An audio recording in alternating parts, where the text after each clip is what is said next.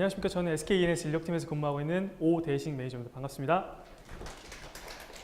오늘 좀 짧게나마 회사 소개, 사업 소개 그리고 올해 채용 관련돼서 좀 안내를 드릴 거고요.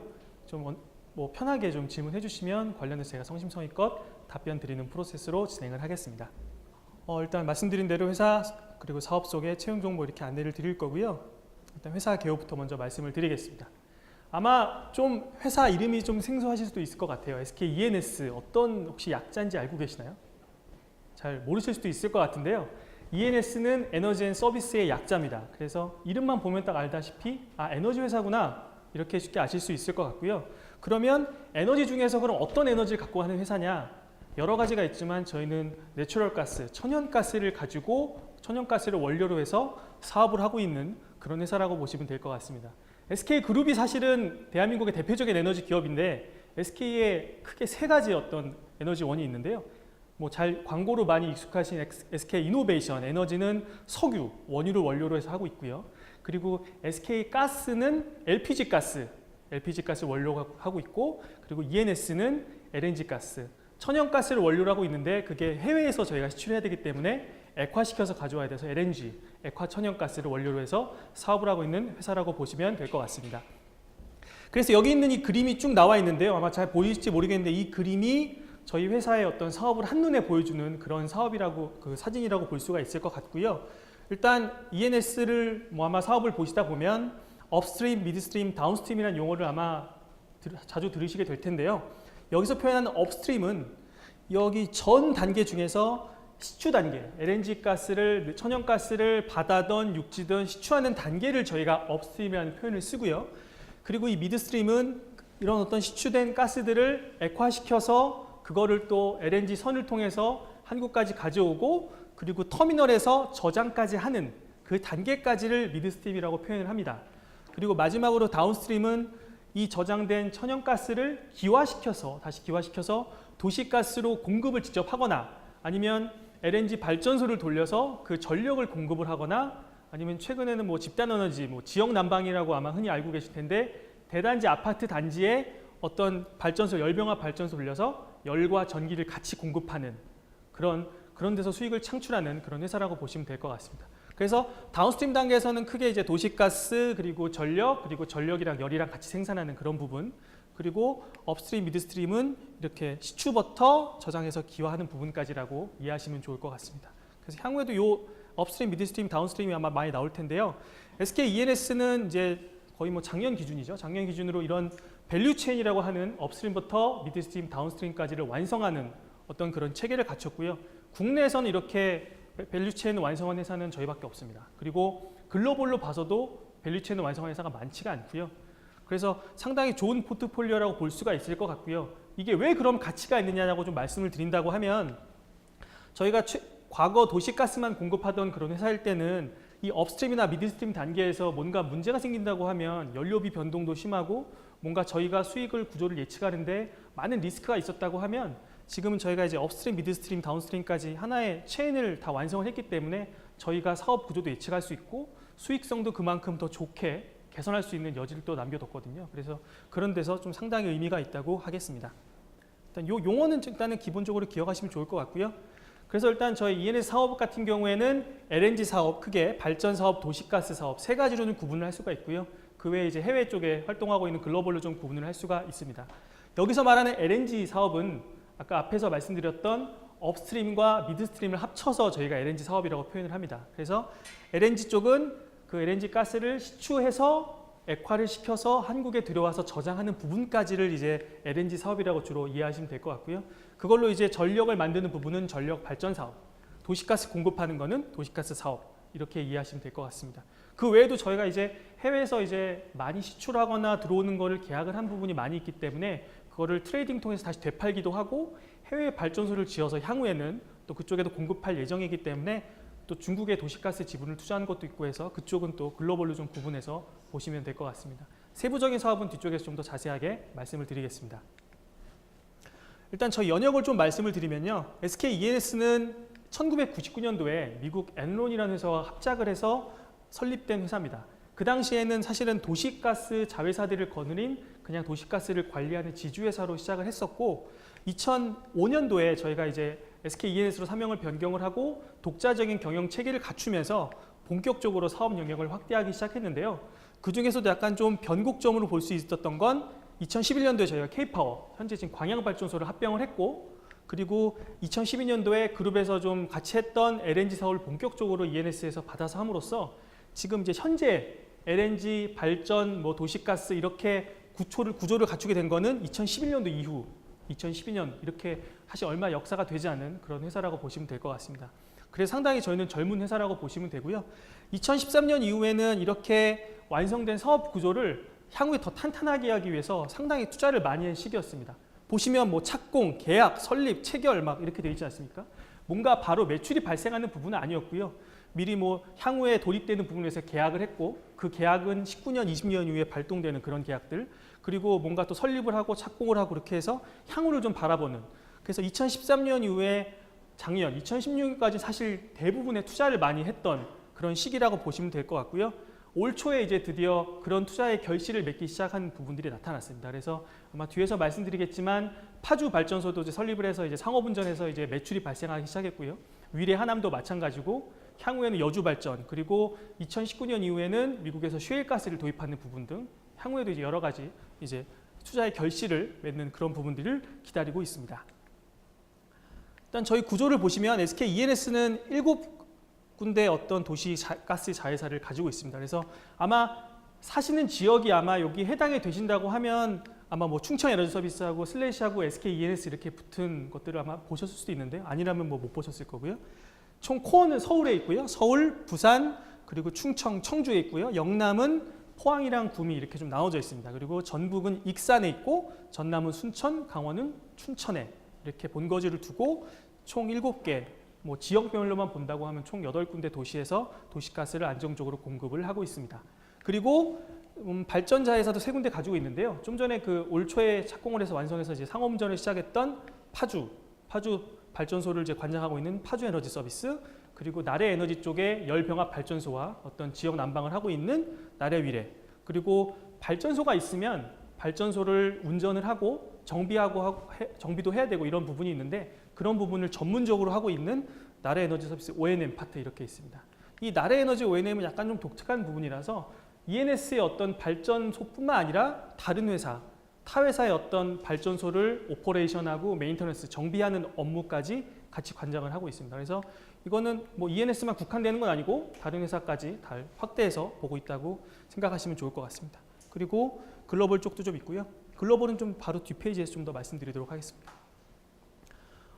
일단 지금 한국을 기점으로 해서 향후에 좀 많이 좀 개발될 부분은 미국이 있고요. 미국 같은 경우에는 저희가 이제 앞에서 2013년부터 계약도 하고 뭐 체결도 하고 이런 것들을 많이 했었는데 이런 것들을 2019년도에 셰일가스를 본격적으로 도입을 할 예정입니다. 그래서 지금 이쪽에도 주전분들 많이 나가 계시고 이쪽은 이제 어느 정도 안정적으로 좀 운영하고 있어서 이쪽을 이제 향후에 뭐 피드가스라든지 처음에 이제 상업운전하기 전에 일부 갖고 오는 피드가스라든지 이런 거를 2018년부터 도입해서 아마 2019년부터 본격적으로 저희가 보령터미널을 통해서 갖고 와서 활용할 수 있을 것 같습니다.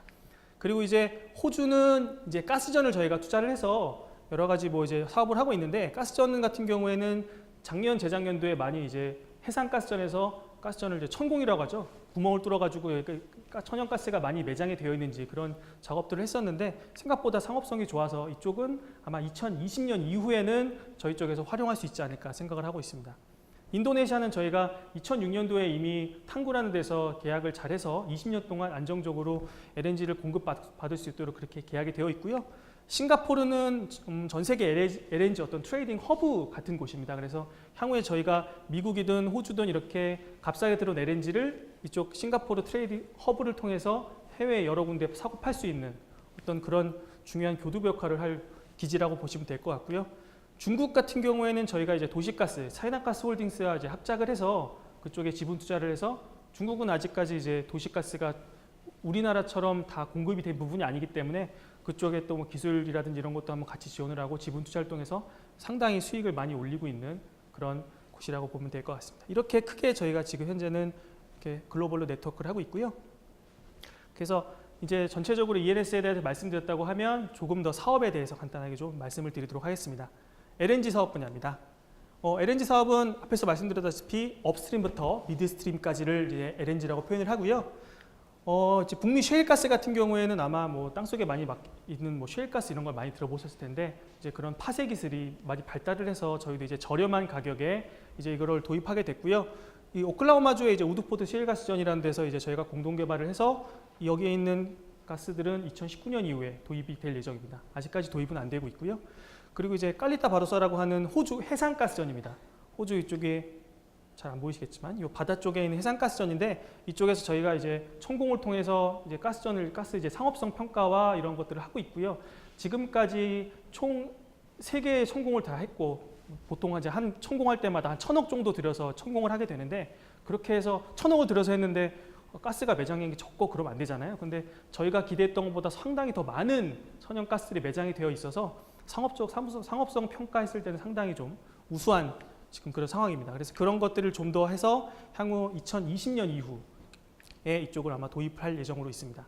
그리고 이 탕구 같은 경우에는 앞서서 잠깐 말씀드렸지만 2006년도에 계약을 해서 20년 계약을 해서 2025년까지죠. 2025년까지 저희 쪽에 이제 공급을 하게 돼 있고요. 그 당시에 가장 좋았던 건 상당히 저렴한 가격에 저희가 이쪽을 계약을 해서 지금 이 탕구에서 가져온 LNG는 광양발전소에서 100% 다 전량 쓰이고 있습니다. 그래서 광양발전소가 다른 발전소에 비해서 수익이 상당히 좋았던 가장 큰 이유가 여기서 원료를 싸게 구입을 해서 싸게 공고를 받고 전력을 생산했기 때문에 상당히 수익을 많이 얻을 수 있는 그런 구조라고 보시면 될 것 같고요. 아직도 한 10년 가까이 더 계약 기간이 남아 있습니다. 그리고 이제 여기서 이 셰일가스에서 이제 시추된 가스들은 이제 액화를 지켜서 들어와야 되기 때문에 여기 프리포트라는 액화 시설 220만 톤 규모의 액화 설비를 이용할 수 있도록 계약을 맺었고요. 이것도 마찬가지로 이쪽 2019년도 이후에 좀 더 효용성 있게 쓸 수 있을 것 같습니다.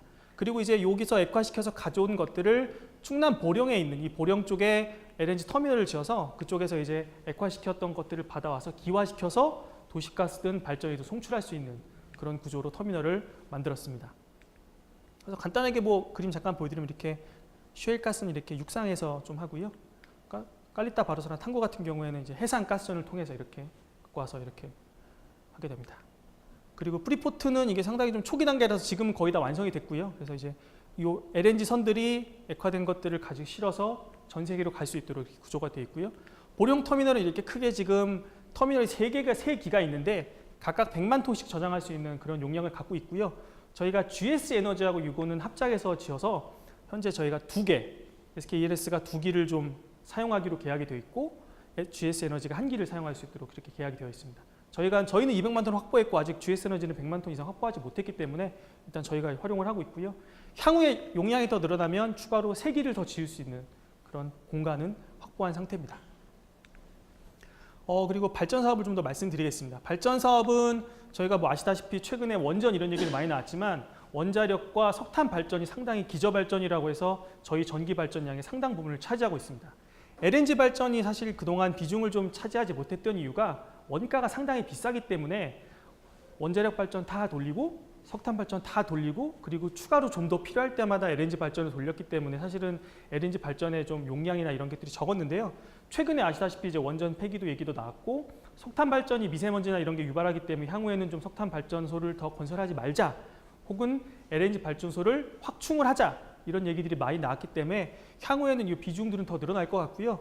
지금 여기 민간 발전사 중에서 저희가 한 4위 정도로 되어 있었는데 올 초에 1,700만 톤 철침의 메가와트죠. 메가와트 되는 파주 발전소가 완공이 돼서 지금은 이제 민간 발전사 중에서는 탑 수준의 어떤 그런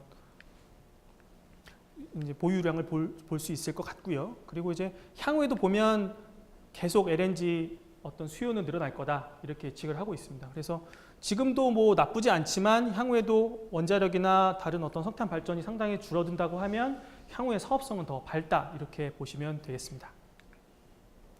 그래서 저희는 총 지금 가지고 있는 발전소는 광양, 하남 유래 그리고 파주 총 4기를 가지고 있고요.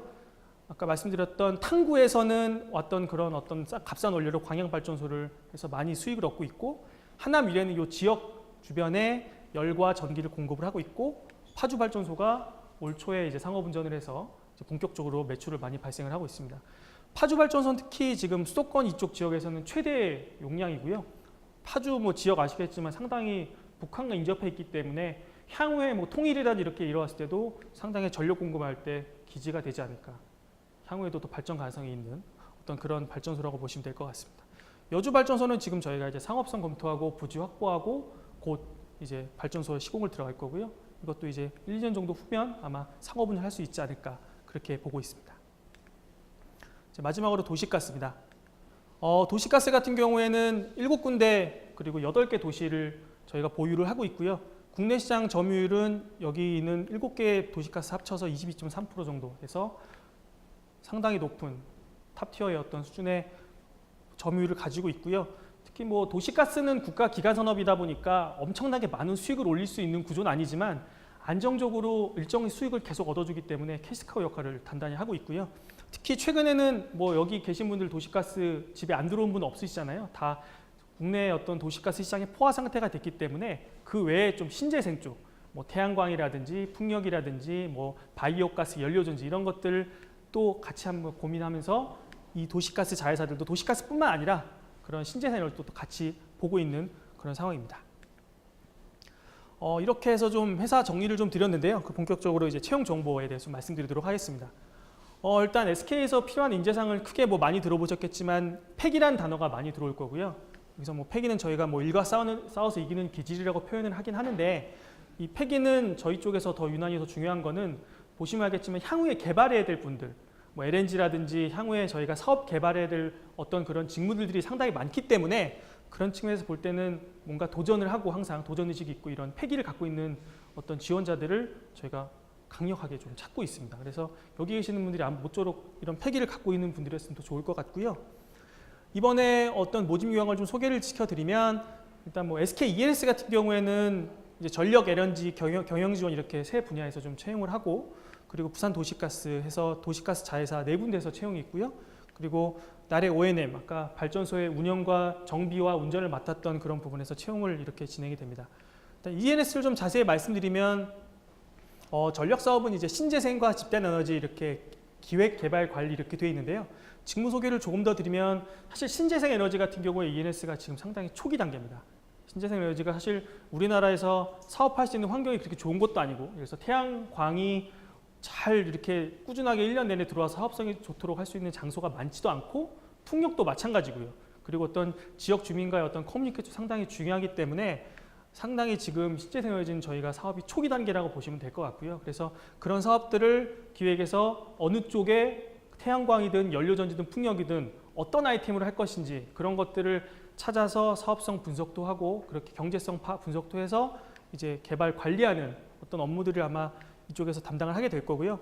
집단에너지 같은 경우에는 뭐 위례 하남 쪽에 지금 대규모 단지가 있는데 그 중에서 뭐 열이든 열에너지나 이런 것들을 열에너지가 겨울에는 저희가 활용도가 높은데 여름엔 사실 열에너지를 활용할 때가 많지 않기 때문에 그런 걸 활용할 수 있는 부분이라든지 그런 것들을 조금 더 고민하는 그런 직무가 되지 않을까 싶습니다. 그래서 이쪽 직무는 기본적으로 이제 기계나 화공같이 이공계 쪽 베이스라고 하면 어떤 이런 시스템이나 이런 것들을 이해하시기가 수월하기 때문에 일단 이공계 쪽을 원하지만 어떤 사업성이나 이런 걸 평가를 해야 되고 커머셜 분석도 해야 된다고 하면 상경계열적 어떤 직무도 필요하기 때문에 상경계열이든 뭐 기계 화공이든 보편적으로 다 지원할 수 있는 직무라고 보시면 될 것 같습니다. 그리고 이제 여기 뭐 CR이라고 표현되어 있는데요. 정책 관련된 부분은 사실 저희가 이제 발전이든 도시가스든 국가 기간 산업이기 때문에 국가 정책에 의해서 사실은 수익성이 상당히 많이 좌우가 됩니다. 그래서 어떤 저희 발전사의 어떤 민간 발전사의 어떤 그런 상황과 이런 것들을 정부와 커뮤니케이션을 잘해서 정부 뭐 산업부 여러가 될 수 있겠죠. 그쪽이랑 커뮤니케이션을 잘해가지고 저희 쪽에 수익이 좀 잘 날 수 있도록 커뮤니케이션하는 부서가 CR 쪽이고요. 그래서 이쪽을 이제 인문사회계열 쪽으로 채용을 이제 검토를 하고 있습니다. 그리고 이제 LNG 쪽은 아까 뭐 이제 시추부터 이제 미드스트림까지 업스트림부터 미드스트림까지 말씀드렸는데 일단은 LNG 업스트림 사업 개발 운영은 일단 이 자원개발부터 말씀드릴게요. 자원개발 쪽은 일단 자원공학이라고 되어 있는데 일단 매장량, 천연가스가 매장량, 뭐 시추했을 때 얼마나 경제성이 있는지 매장량이 얼마나 돼 이런 것들을 사실 분석하는 직무입니다. 그래서 이쪽은 자원공학 쪽 사실은 하시는 분들만 뭐 지질이든 자원공학이든 이쪽에 좀 특화된 직무라서 이쪽은 그쪽 직무, 자원공학, 뭐 지질학 이쪽 분들이 아마 좀 지원하기 좀 수월하신 분야일 것 같고요.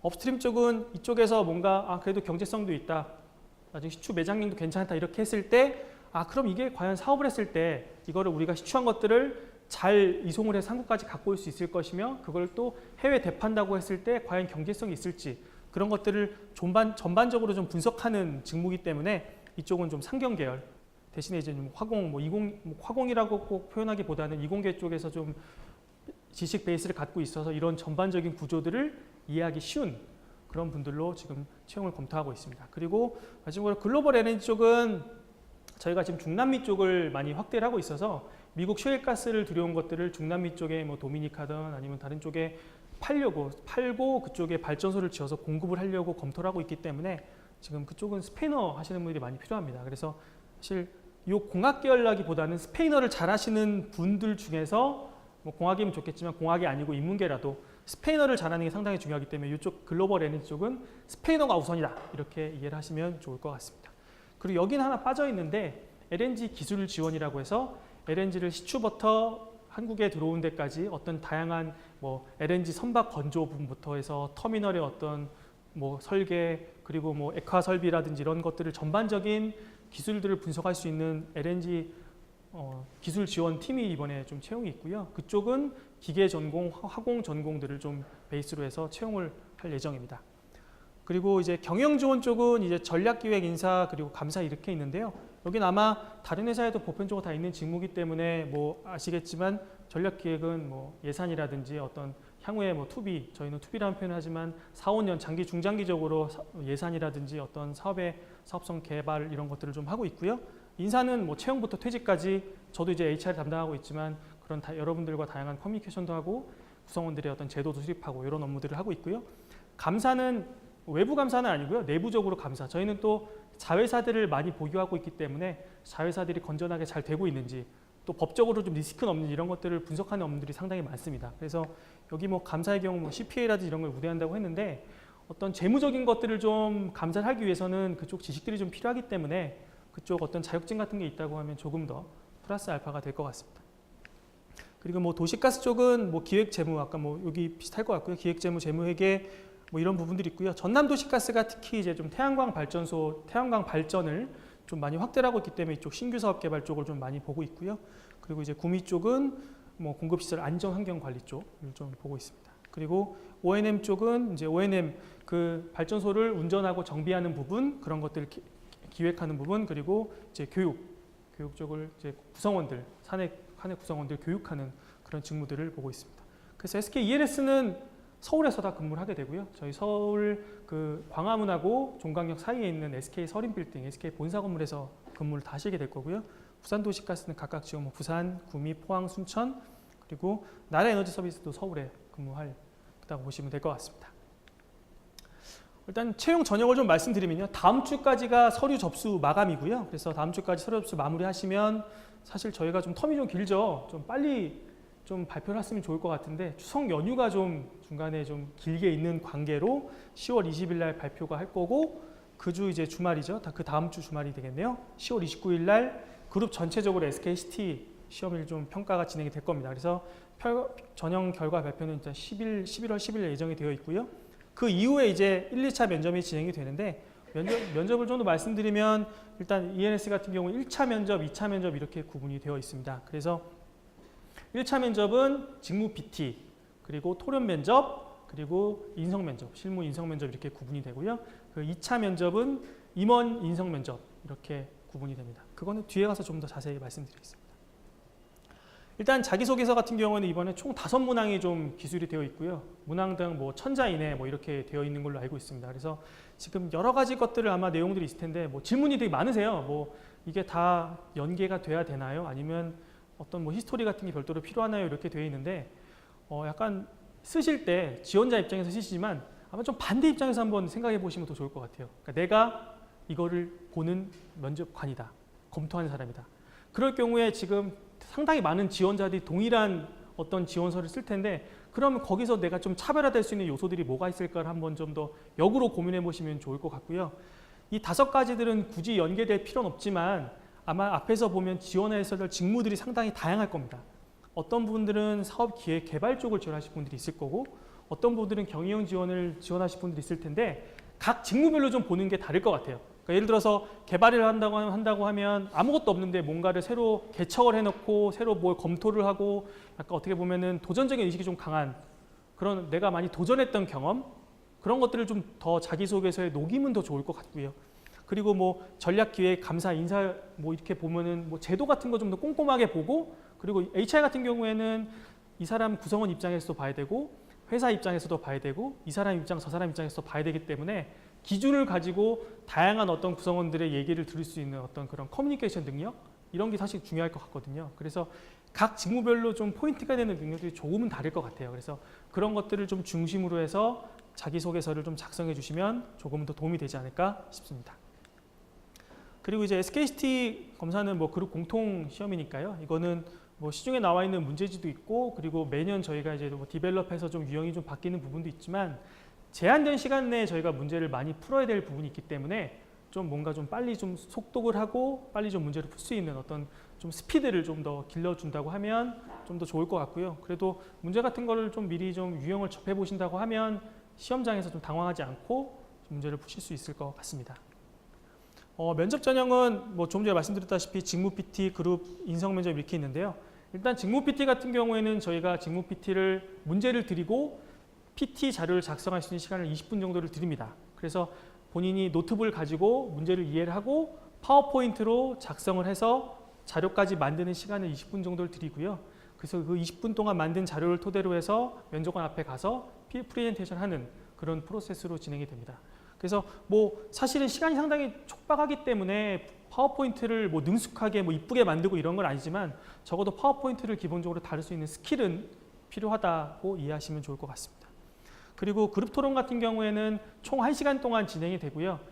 들어가시게 되면 이제 문제지가 주어지고 내용들이 페이지들이 있어서 그런 것들을 한 10분 정도 읽어보시고 난 다음에 그 다음에 주어지는 아젠다 한 총 3가지나 4가지 정도 될 것 같은데 그런 아젠다를 가지고 거기 계신 분들 보통 한 6분 정도가 한 조가 되는데 그 6분 한 조가 서로 좀 논의하고 토론하는 그런 시간을 가지면 될 것 같습니다.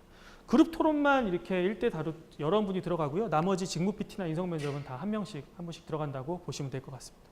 인성 면접은 뭐 저희 팀장님 그리고 실무자급에서 관련 직무 담당하시는 분들이 오셔서 직접 이제 뭐 인성 면접이나 이런 거는 팀장급에서 보실 거고요.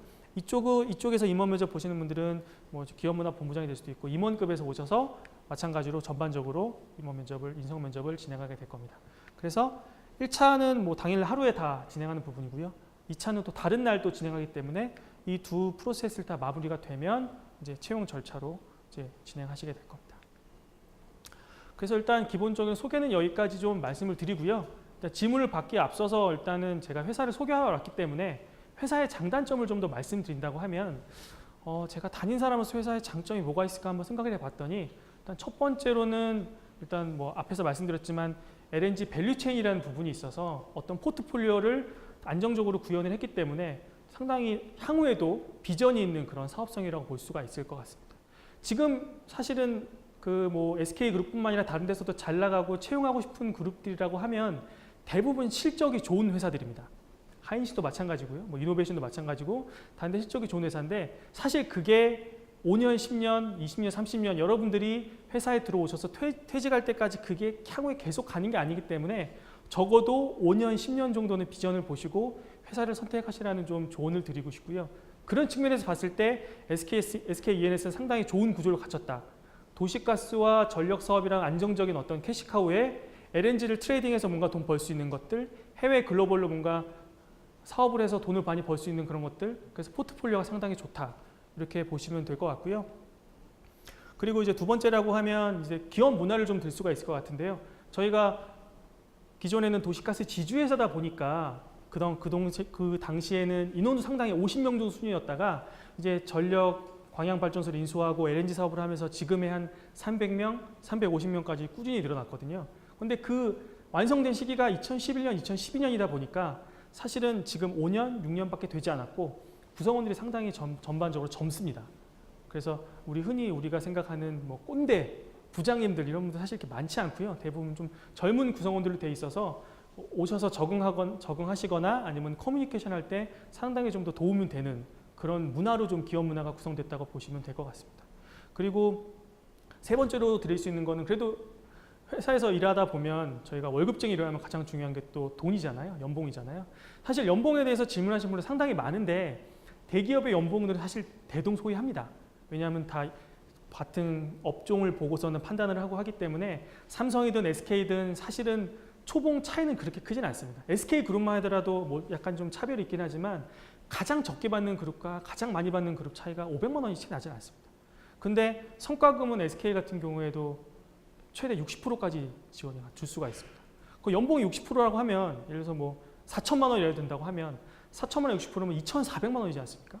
그러니까 이 연봉에만 너무 국한할 게 아니라 성과급에도 이 회사가 꾸준히 성과가 나느냐 이런 걸 좀 볼 필요가 있는데 그런 측면에서 보면 저희가 이제 2012년부터 쭉 보다 보면 저희가 이제 뭐 제가 그룹 비교를 해서 구체적으로 수치를 말씀드리긴 어렵지만 저희가 지금까지 받았던 수준도 그룹에서 탑 수준으로 계속 성과급 받아왔고 그렇게 되면 연봉이랑 성과급 합친 총 보상 수준도 상당히 높은 수준이라고 보시면 될 것 같고요.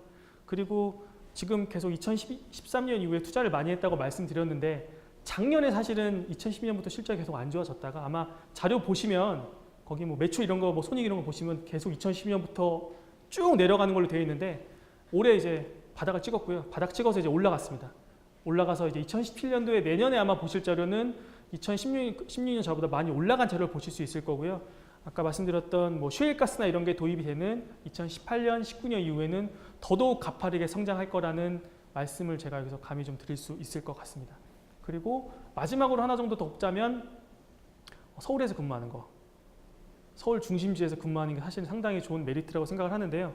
뭐 인문계생들은 좀 덜 하시겠지만 이공계에서 근무하시는 분들은 주로 뭐 경기도라고 하면 약간 좀 뭐 수원 밑에 쪽이라든지 아니면 뭐 경상도라든지 약간 지방에서 근무할 수 있는 환경이 상당히 많은데 SK E&S는 서울 중심지에서 근무할 수 있는 그런 환경을 구축하고 있기 때문에 근무하시다 보면 그것도 상당한 메리트라고 보시면 될 것 같습니다.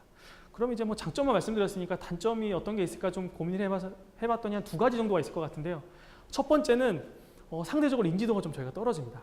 그러니까 저희가 뭐 B2C, 그러니까 뭐 고객에 직접 접점해 있는 회사가 아니기 때문에 광고를 많이 하거나 뭐 이렇게 홍보 활동을 전혀 하지 않습니다. 그래서 주로 뭐 이제 부모님들이나 어르신들한테 말씀드릴 때 어디 회사 다니냐고 물어봐서 SK E&S 다니는데 그러면 잘 모르세요. SK 에너지, 뭐 SK 이노베이션 막 이렇게 막 되물으실 때가 많거든요. 그래서 다니다 보니까 약간 인도면에서 좀 아쉽다.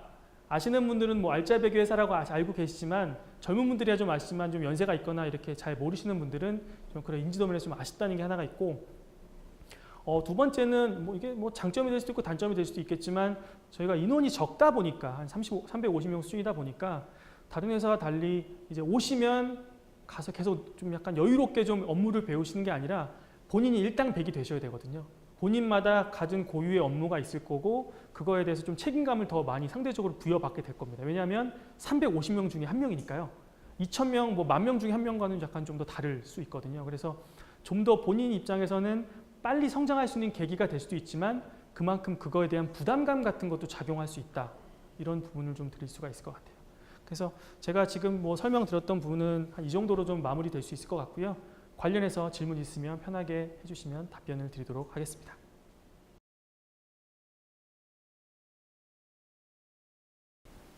계속 이 설명하실 때 팩이라는 가치를 중요하게 설명하시던데 이거를 네.